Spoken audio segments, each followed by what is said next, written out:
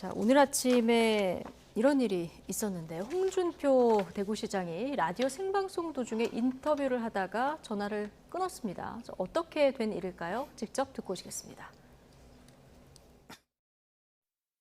한동훈 장관이 총선 나올 거다, 안 나올 거다, 나와야 된다, 안 나와야 된다 말들 많아요. 홍 시장님 의견은 어떠십니까?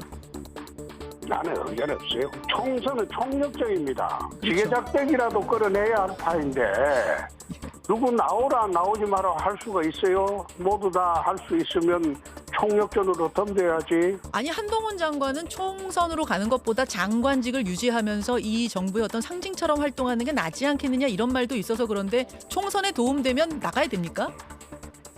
그거는 내가 한 말도 아니죠. 질문 자체가 덜이다. 아니 총선에 총력전을 벌여야 된다 그러시길래 제가 질문 아니 드렸어요. 그러니까 누굴 특정인으로 할 필요가 뭐 있냐 이 말이야.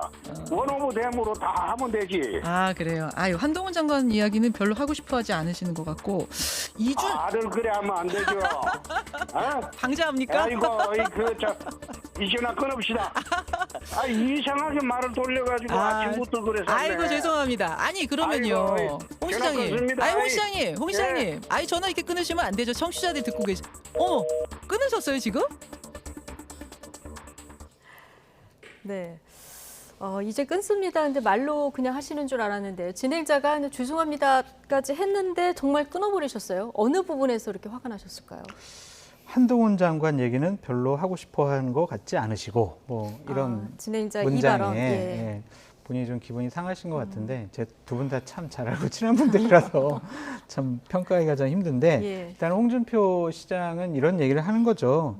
내가 마치 한동훈 장관을 시기하는 것처럼 나도 2027년도에 대통령 선거에 나가야 되는데 경쟁자로서 시기하는 것처럼 계속 출마 여부에 대해서 물어보는 게 그게 예. 맞냐.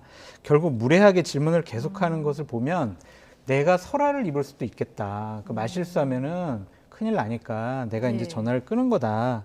그리고 그렇게 남의 말을 단정적으로 얘기를 하는 것은 좀 예의에 어긋난다. 예. 이제 이런 이유 때문에 본인이 전화를 끊었다라고 얘기를 하셨는데 옳지가 않죠. 왜냐하면은 앵커가 기자가 물어보는 거는 본인이 사적으로 물어보는 건 아니잖아요. 예. 국민들을 대신해서 앵커가 물어보는 건데 많은 국민들이 듣고 있는 저 방송에서 홍준표 시장께서 저렇게 한 것은 조금 좀 과한 행동이 아니었느냐라는 생각이 듭니다. 예. 제가 김상일 평론가나 장성철 소장님께도 곤란한 질문 가끔 드릴 때 있는데 네. 다 대답을 해주시던데요. 네. 저 자, 굉장히 곤란한 적이 있었어요. 죄송합니다. 그래도 대답을 꼭 해주시는데 자 어쨌든 생방송 도중이고요. 네. 이게 시청자와 약속은 또 국민과의 약속이다 이렇게 그렇죠. 연결되는 네, 부분도 네, 있기 네, 때문에 그리고 예전에도 한번 전화를 끊으신 적이 있더라고요. 그렇죠. 예. 그러니까 저는 이제 이렇게 나타나는 게 몇 분 계세요. 몇 분 계시는데 그 홍준표 시장이 저렇게 전화를 끊으시면 한동훈 장관에 대한 비판이나 다른 정치인에 대한 비판을 할 수 있는 건가 이런 생각이 들어요. 왜냐하면 그 국회의원 앞에서 답변하는 한동훈 장관, 국회의원을 그냥 하나의 그냥 자연인으로 보는 거거든요. 국회의원으로 보는 게 아니라. 홍준표 지금 시장께서는 김현정 앵커를 앵커로 보지 않고 김현정 개인으로 본 거예요. 그 사람의 이제 감정이 드러났다 이렇게 생각하는 건데 저는 그렇게 보면 안 된다고 생각합니다. 김현정 앵커가 앵커로서 저 질문을 하는 거예요. 국민을 대신해서. 예. 그것에 뭐 사소한 실수가 있을 수도 있어요. 그러면 그거는 공인답게 그런 거는 너무 개인적으로 얘기를 하는 것 같다. 이렇게 얘기하고 넘어가면 되는 거죠. 근데 뭐 전화 이렇게 기분이 나쁠 때마다 한 번도 아니고 계속 이런 식으로 끊는다? 그러면 저분이 그러면 공인으로서 자신의 어떤 자격을 갖추고 있는 것인가? 이거에 대해서 국민들은요, 의심을 가질 수밖에 없어요. 그리고 저분은 앞으로 힘이 세지면 기분 나쁜 거에 대해서는 저런 식으로 하겠구나. 라고 국민이 생각할 수밖에 없는 것이죠. 이것은 홍준표 시장이 공인으로서 굉장히 좀 안 좋은 모습이고요. 제가 볼 때는 이런 해명을 SNS에 올린 거는 좋은데 거기에 그렇지만 그래도 제가 좀 부족했다. 다음에는 좀 한 줄이 더 들어갔으면 그렇죠. 들어갔었으면 좋았을 얼마나 텐데. 좋았을까 이런 생각이 듭니다. 근데 뭐 보수파 진영에서는 예전에 이재명 당대표가 경기도지사에서 당선이 되고 나서 한 MBC랑 인터뷰를 예. 할 때 막 뭐 전화 이제 인터뷰 그만해 뭐 예의가 없어 이런 식으로 해서 인터뷰를 중간에 그냥 그만두고 나가버렸던 거를 비교해 가면서 뭐 그렇게 또 큰 잘못이냐 이런 식으로 또 옹호하는 분들도 있던데 네. 이것은 어느 분이든 그렇게 네. 행동하는 것은 옳지 않은 것 같다. 그러니까요. 이해찬 대표도 예전에 라디오 인터뷰에다 한번 끊은 적도 있고 그렇죠. 찾아오니 꽤 그러니까 있더라고요. 제발 그 정치인분들은요 언론이 국민을 대신해서 물어보는 거잖아요. 그리고 그 언론을 통해서 국민들이 그 정치인을 보잖아요. 화 좀 내지 않았으면 좋겠어요. 왜 국민에게 화를 내요? 자신들이 잘못해놓고 제발 좀 부탁드립니다. 네, 장성철 소장님이 제발 좀 부탁을 하시는 목소리까지 그리고 내셨고요. 국민들이 조금 부족할 수도 있죠. 그렇지만 그게 국민이에요. 그리고 그런 분들의 수준을 본인이 그러면은 어떻게 하면은 함께 그 이해를 시키고 설득을 해서 함께 갈 수 있는가 이런 거를 고민하는 게 공인의 역할 아닙니까? 네, 그냥 정치인의 부족하다고 역할이고요. 그 사람을 네. 갖다 너는 부족해라고 재단하고 그 사람을 버리고 가는 그게 공인이 아니잖아요. 그렇기 때문에 저는 좀 생각을 좀 달리 하셨으면 좋겠어요. 네. 자, 오늘 뭐 이 얘기가 화제가 됐지만 많은 그 정치적 얘기들을 오늘 쏟아내셨어요. 앞선 그 도감청 파문에 대한 얘기도 있었고 특히 공천 물갈이론을 띄우면서 당 지도부가 총선 불출마 선언을 하는 것을 이제 요구를 했는데 어떻게 보십니까? 화답할까요? 당 지도부들이 내년 총선 공천도 받고 출마하려고 지난번 전당대회 나가서 당 지도부가 됐는데 지금 한 달 됐는데 너희들 출마하지 마라는 것은 예. 현재 당 지도부 분들이 들으면 상당히 좀 난감하고 황당한 말씀이 아닐까라는 좀 생각이 드는데 네. 그만큼 지금 국민의힘이 여론이 안 좋잖아요. 오늘 막 금요일하고 오늘도 여론조사가 많이 발표됐던데 총선 전망이 어둡습니다. 그렇다면 지도부가 먼저 헌신을 하고 뭐 선당후사의 정신을 통해서 네. 헌신하는 모습을 보여줘야 된다라는 그런 원론적인 입장을 밝힌 것으로 보여지고요. 어쨌든 총선 공천이 단순히 지도부가 불출마하니까 중도층이나 아니면은 반대하는 분들이 그래 지도부가 불출마하니까 우리가 국민의힘 찍어줘야지 이렇게 단순하게 접근하지는 않을 거예요. 네. 앞으로 많은 일들이 벌어질 것이고 지금 여러 가지 총선 전망에 어두운 위기감이 지금 많이 그 발표가 되고 있으니까 제대로 전략 세워서 잘 준비해야 된다. 그런 차원의 아닐까라는 생각이 예. 듭니다. 오늘 민주당 오영환 의원이 소방관으로 예. 들어가겠다 네. 이렇게 불출마를 선언을 했는데 이게 민주당에서도 이제 불출마 선언으로 계속 이어질지 네. 신호탄이 될지 네. 이걸 주목하는 분들도 있더라고요. 그렇죠. 그러니까 뭐 이어질지 아닐지는 잘 모르겠지만 어쨌든 그 초선의 젊은 정치인이 현재 정치계에 들어와서 정치를 경험하면서 느꼈던 좌절감, 절망감 이런 게 고스란히 드러났지 않습니까? 그런 것들을 이렇게 기자회견을 통해서 불출마 선언을 하고 이런 거는요. 당 내에 자극이 됩니다. 예. 그리고 스스로 좀 돌아볼 수 있고 그다음에 오영환 의원에게는 뭘 주냐면 도덕적 우위를 주는 거예요. 그래서 앞으로 오영환 의원이 정치권에 대해서 어떤 평을 하면 그건 도덕적 우위가 담보되는 예. 이야기가 되는 겁니다. 그렇기 때문에 홍준표 시장도 지금 현재의 여당이 위기 상황에서 지도부가 총선을 이끄는데 도덕적 우위를 확보하려면 극약 처방에 비슷한 헌신이 필요하다라고 얘기하는 건데 저는 이거 상당히 일리가 있다라고 저는 개인적으로 판단합니다. 예. 총선은 지금 1년 남았는데요. 네. 근데 최근 여당 내에서는 전광훈 사랑제일교회 목사에 대해서 축출 요구가 잇따랐었는데 오늘 전 목사가 공개 기자회견을 열었습니다. 자, 어떤 얘기들을 했는지 듣고 오시겠습니다. 정치인들은요 권력을 가지기 때문에 반드시 종교인의 감시가 필요해요. 종교인의 감시 없으면 그 사람들이 자기 통제가 불가능하다고요. 홍준표 또 시장님, 황교안 전 대표님 하시는 말씀 보세요. 저게 통제되는 말입니까 저게? 그래서 정광훈 목사의 통제를 받아야 되는 거예요. 미국처럼 4.15 총선할 때에 나는 그때 감옥에 있었어요. 감옥에 수십 석을 달라고 했다. 그거 증거를 내놓으세요. 황교안 대표한테 연세가 좀 드시니까 치매가 오는 것 같아. 내가 한 가지를 말씀드렸습니다. 뭐냐? 장로님 마음대로 다 하시되 모든 걸 다 하시되 공천위원장을 임명할 때는 3일 전에 저하고 좀 상의를 해주면 좋겠습니다. 이거 하나 약속 좀 해주십시오. 그랬더니 그게 뭐가 그렇게 중요합니까? 그때 나는 황교안 대표가 정치 모르는 사람이라는 것을 알았습니다. 황교안 전 대표에 대해서 치매라는 그런 표현까지 썼는데 두 분이 지금 소송 중이니까. 예. 어쨌든 뭐 축출은커녕 오히려 정치인은 종교인의 통제를 받아야 된다. 너무 논란이 되니까 이건 뭐 조언을 네. 하겠다는 의미다 이렇게 좀 수위를 낮추긴 했습니다만은 어떻게 보십니까? 지금 국민의힘으로서는 상당히 난감한 상황이 된 거죠. 지금 저렇게 과거의 일들까지 폭로 형식으로 얘기를 하고 있지 않습니까?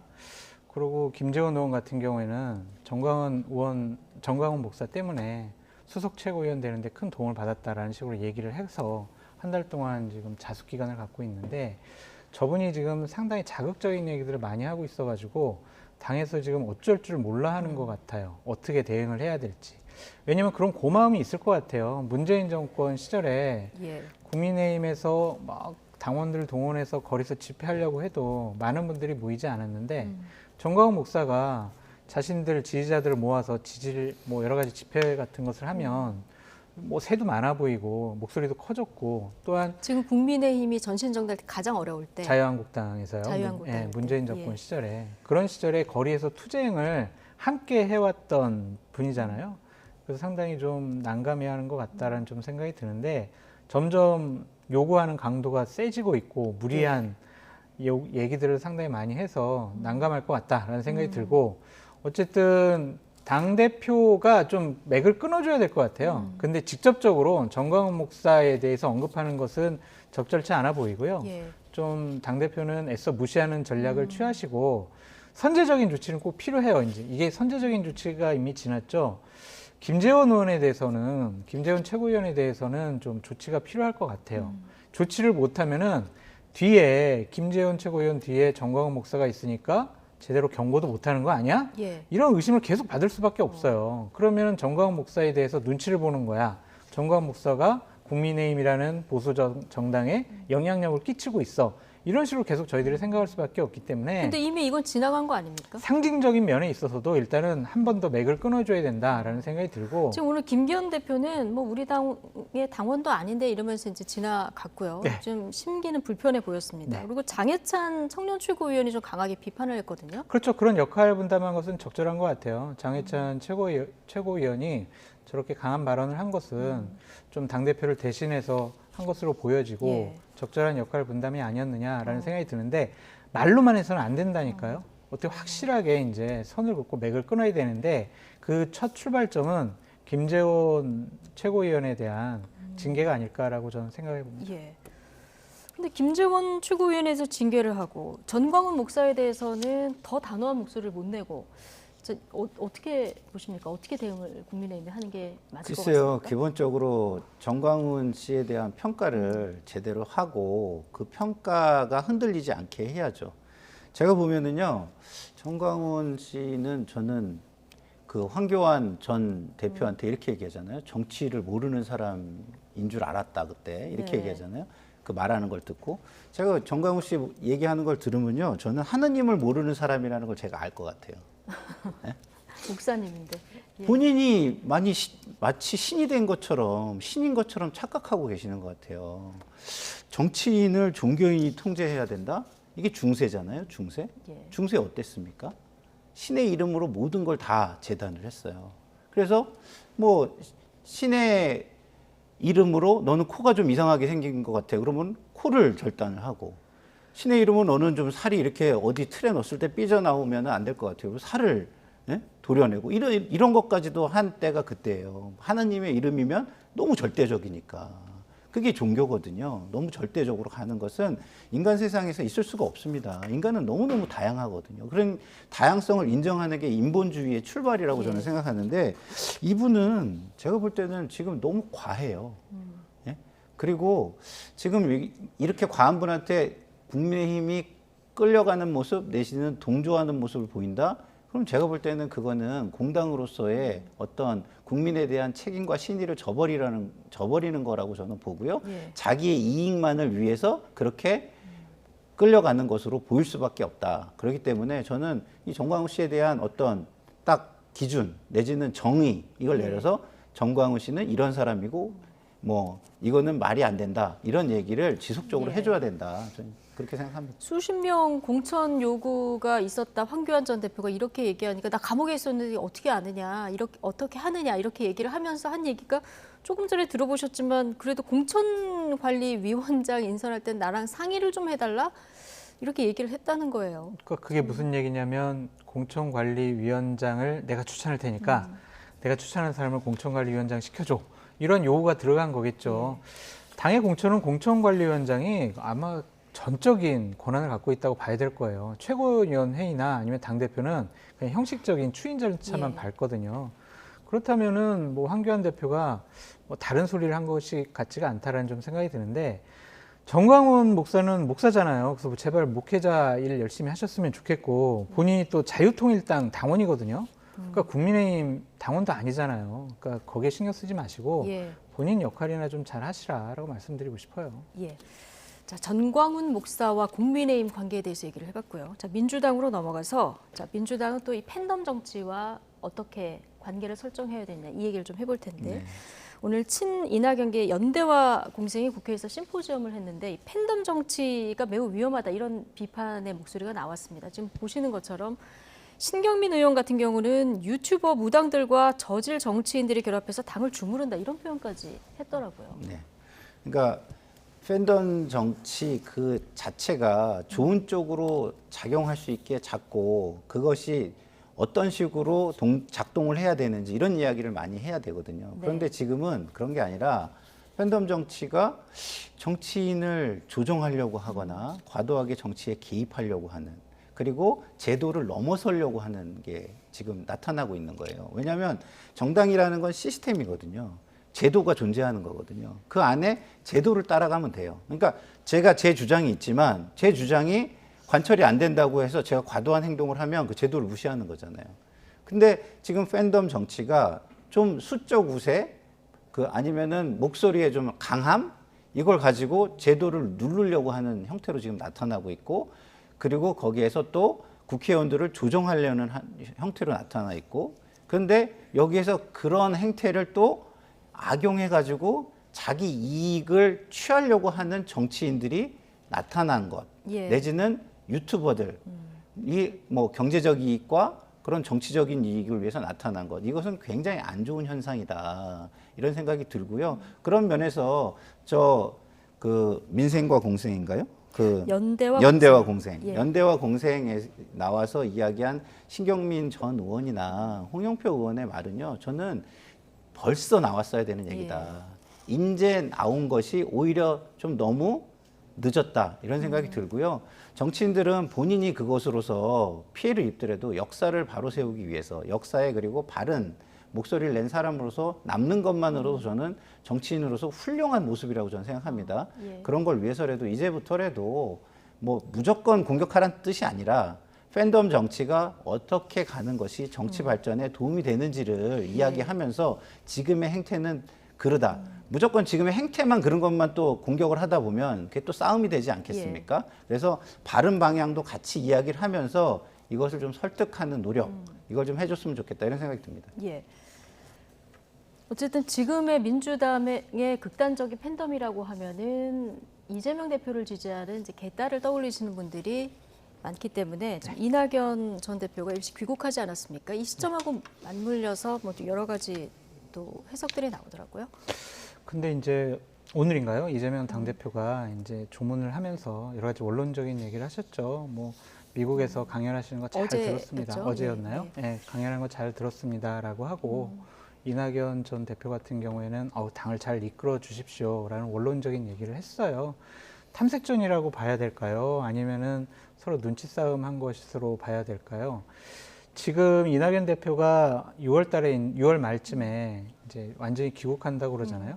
그러면 이제 비명계에 구심점이 생기는 거죠. 그러면 그때 되면 당의 분란은 조금 더 강화될 수 있다라고 보여지는데 이재명 당대표가 공천권을 놓지 않는다면 결국에는 이낙연 전 대표도 이재명 당대표의 눈치를 볼 수밖에 없지 않나라는 좀 생각이 들어요. 왜냐하면 본인도 출마를 해야 될 것이고 또한 본인을 따르는 이낙연계 의원들 공천을 당보해 줘야 될 거 아니에요. 그러면 이재명 당대표가 싫어요, 안 할래요 라고 하면은 공천 못 받아요. 그럼 배지 못 달잖아요. 출마 자체를 못 하게 됩니다. 그래서 서로 이제 대립 갈등 관계보다는 어느 정도의 좀 타협이 이루어지지 않을까라는 생각이 드는데 여기 또 변수가 생겼어요. 예. 더 세로라는 친명계 원외위원장 아니면은 원외 인사들이 모여가지고 모임을 만들었단 말이에요. 네. 오늘 발족했더라고요. 네, 거기서 이제 요구한 건 뭐냐면 아니 국회의원들 평가하는데 당원들 의견 반영하게 해달라. 그리고 절대로 국회의원들 단수 공천하지 말라. 그럼 경선 연대와 내라. 공생에서 나온 얘기가 정반대죠. 반대예요. 근데 여기 참여한 면면들을 보면 현역 당협위원장이 아닌 분이거나 아니면은 외곽에 있는 분 중에서 이재명 당대표를 상당히 옹호하는 분들이 모여 있어요. 이름 몇몇만 보면. 그러면 결국에는 이 이낙연 계열의 의원들이 있는 곳에 가서 예. 본인들이 출마하고 싶어 하는데 이 더 세로라는 모임을 이용하려고 하는 것이 아니냐. 그렇게 생각해 볼 수밖에 없습니다. 예. 자, 이러다 보니까 그 민주당 내 계파 갈등이 더 이제 재점화되는 게 아니냐 이런 전망도 나오고요. 어쨌든 이낙연 전 대표가 바로 출국하는 건 아니고 며칠 이제 머무르시는데 18일까지. 예. 그 사이에 이낙연계 뭐 한번 모이지 않겠습니까? 당연히 모이겠죠. 예. 그리고 나서 어떤 메시지를 낼까 이건 네. 굉장히 주목되는데요. 제가 볼 때는 본격적인 정치 행보를 위해 복선을 까는 작업을 할 것이다 이렇게 보여요. 왜냐하면 지금 당장 새해를 결집하는 모양새, 본격적인 행보를 하는 모양새로는 좀 시기상조예요. 예. 왜냐하면 이재명 당대표의 지지율, 민주당의 지지율이 하락 추세일 때는 그럴 어떤 환경이 조성되는 듯 했어요. 근데 윤석열 정부가 그걸 막아주고 있는 거예요. 굉장히 뭐 일본에 대한 정책이나 뭐 지금 쓰는 굉장히 일방적이고 독선적인 어떤 정책들이 윤석열 정부를 비판할 수 있는 거리를 너무 많이 만들어주고 있고 예. 그럼 당연히 이재명 당대표를 중심으로 그 비판의 목소리가 나오게 되겠죠. 그러면 이재명 당대표가 하는 말이 틀리지 않기 때문에 이재명 당대표에 대한 비판은 수면 아래로 내려가게 되는 겁니다. 예. 지금 그런 상황이 지금 전개가 되고 있기 때문에 민주당 내에서 이재명 당대표를 비판하기가 상당히 힘들어지고 있어요. 지금 사법 리스크에도 국민의힘보다 민주당 지지율이 올라가고 있는 그렇죠. 상황이니까. 그러니까 사실은 그 여야가 다 잘 되려면 서로 잘하기 경쟁을 해야 되는데 지금 오영환 의원이 얘기했잖아요. 서로를 악마화하고 서로를 저주하고 서로 못하는 걸 통해서 이익을 얻으려고만 하고 이런 모습이다라고 이걸 풀지 아주 못했다. 적나라하게 이야기를 했잖아요. 그런 모습 이거를 지금 저는 더 책임이 큰 현 정권과 여당이 먼저 생각하고 좀 앞으로 좀 개선을 해나갔으면 좋겠어요. 예. 외교 관계도 그렇잖아요. 이런 일이 터졌으면 야당한테 사람을 보내서 의논하는 모습을 보이고 하면은 아니 얼마든지 야당에서도 그냥 감정적인 얘기만 쏟아낼 수 없지 않겠습니까? 이게 국익이 달려 있는 건데. 근데 그런 거 왜 안 하는지를 저는 모르겠어요. 그러니까 여기서 생각하면 왜 안 하는지 모르겠다 이렇게 얘기하시는 분들이 많은데 정치권 국회로 들어가고 또 정치권으로 들어가면 잘 안 하시더라고요. 네, 두 분 말씀 오늘 여기까지 듣겠습니다. 라이트 포커스 장성철 공론센터 소장, 김상일 정치평론가 오늘 두 분과 함께했습니다. 고맙습니다.